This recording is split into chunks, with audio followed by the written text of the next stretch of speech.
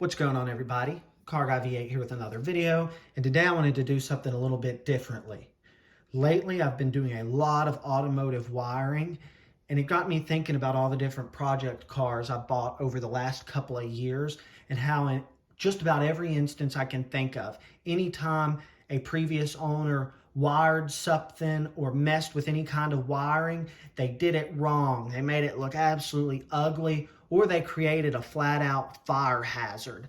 The stories I could tell you, some of them you really wouldn't believe that the vehicle made it down the road.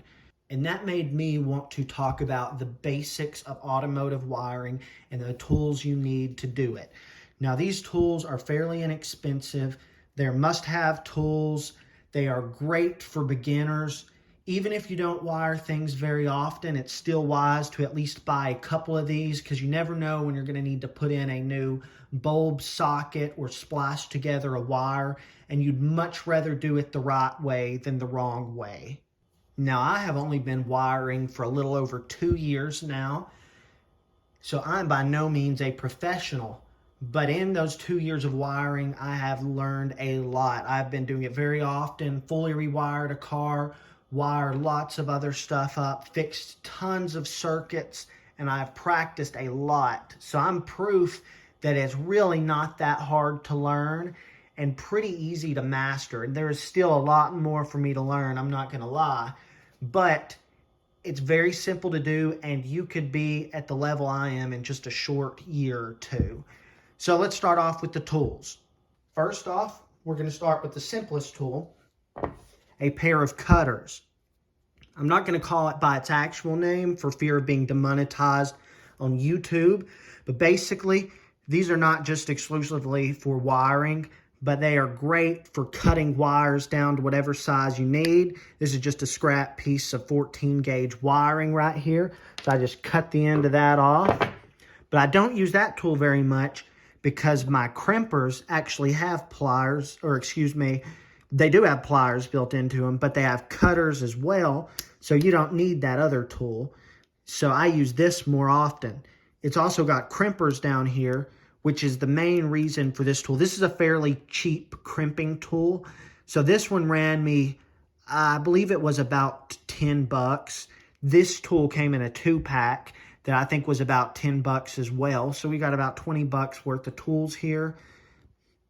You use this on different automotive connectors, which I will talk about these later. Excuse me, wiring connectors. I will talk about those at the end.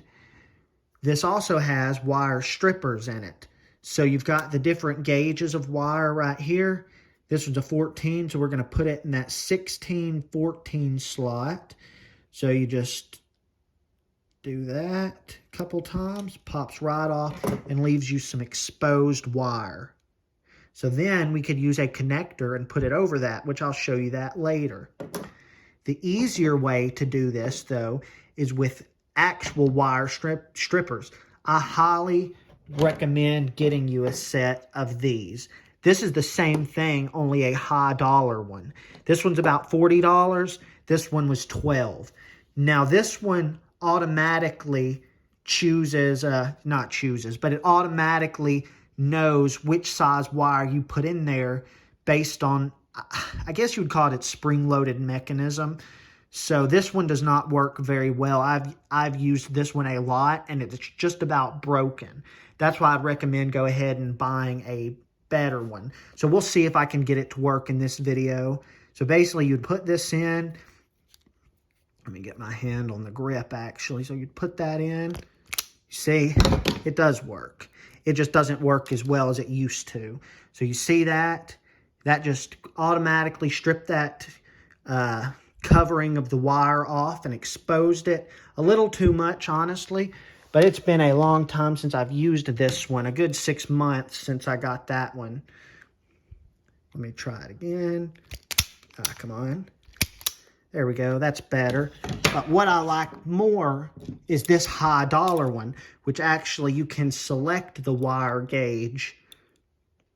So since this is 14 gauge, you can see right there on the end, you see down there at the bottom, you've got 14, 12, 10, and even 8 gauge. So we're going to put this one, let's see, we're going to put it right here. so much simpler to use. And if we want to get some more wire to try that again, I'm making a mess right here on this table just to show you how easy this one is to use. It makes it so simple. Just like that. That is my favorite tool to use. Very simple, beats this by a long shot. So these basic tools are all you really need for handling a wire. You could really do with just this tool and this tool, but these other ones are nice to have. And also, of course, you have electrical tape. Everybody needs that.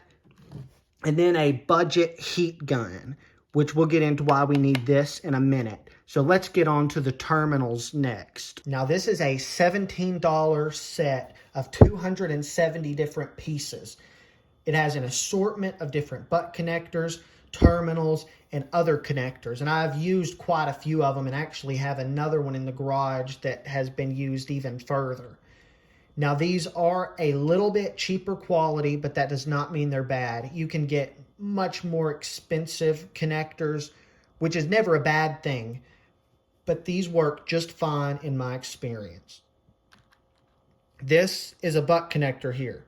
What it does is you can put two different wires in here and connect them together, such as one on this side, and I'll actually just use the other side of the same wire. It's got a bend there, so it may not go in quite the best, but we'll try. So then you'd be able to connect these two together.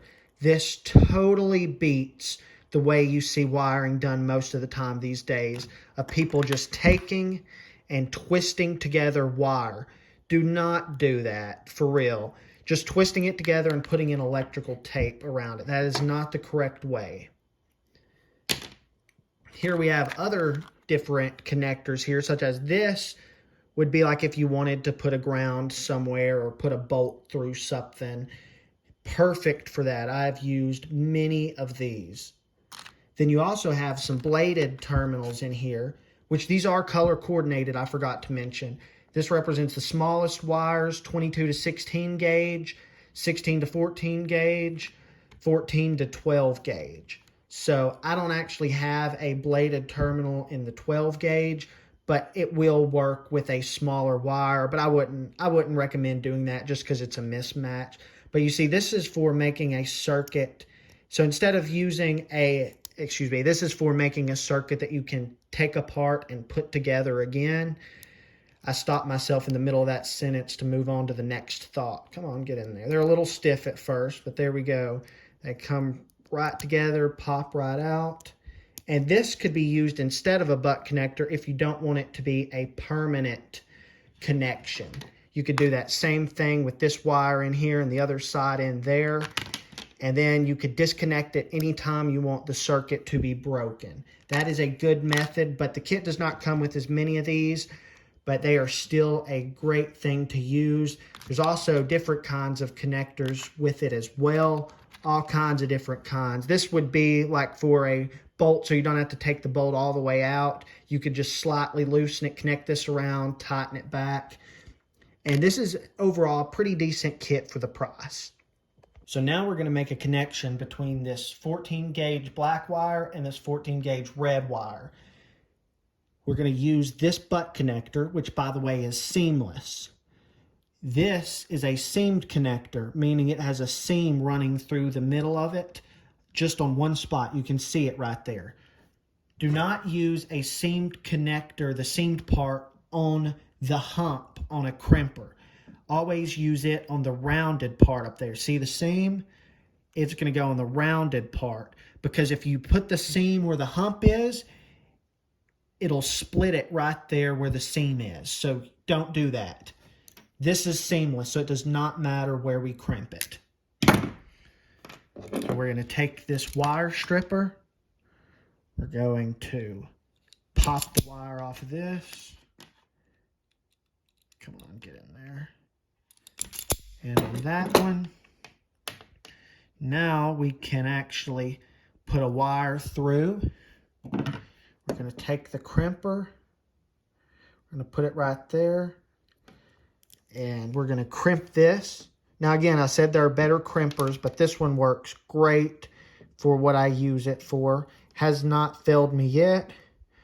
We're going to put this wire through right here. We're going to crimp that.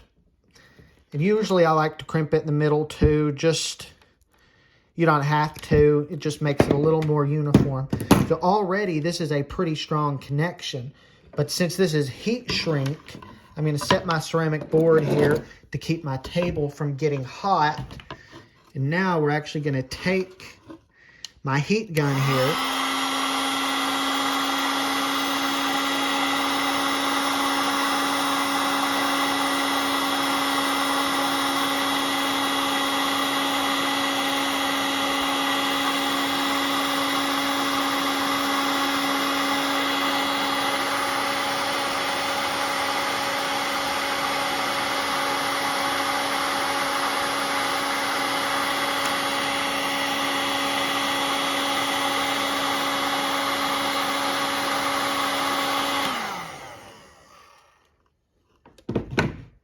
So now it's set for a couple minutes so it won't be hot. As you can see, it made a nice connection. The heat shrink shrunk this tubing right down. It glued itself to the wire. So that made a very strong connection. There's no way you could pull this apart. I mean, I'm pulling as hard as I can there. And it is weatherproof. Rain and water will not get in. This is the correct way to do a wiring repair. Then, if you had wire loom covering this, you could just do a simple repair, tuck that right back in the loom. Nobody would ever know. It would be as strong as factory. So actually, let's go ahead and put on that other terminal while we're here just to do a second one. We'll try to do this one a little bit faster. Pop that on. Like I said, this one has a seam.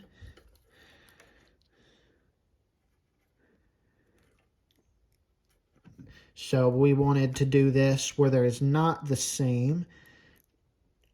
There we go. Let me get the heat gun.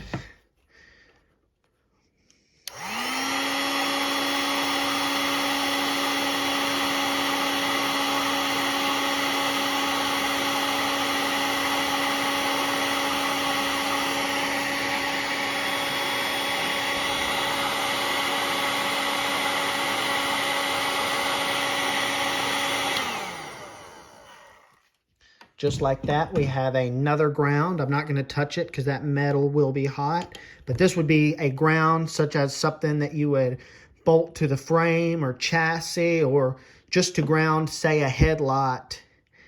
Look at that. You can already see the glue coming out there. Once that glue solidifies, this is weatherproof. Guys, it is really that simple. It does not cost very much money to get all these tools and all these connectors.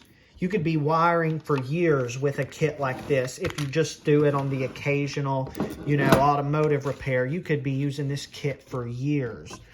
So guys, I hope this video helped you see how simple it is. Don't just cut wire and splice it with electrical tape. Don't do that, guys. But funny enough, there actually is a way you can do it if you are in a pinch.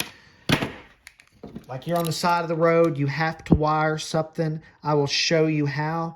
You expose a lot of wire. A lot of wire. Put it crossways. Then you start twisting it up. Sorry, I'm kind of trying to do this kind of funky. So you twist it up like that. Then you bend it over like this.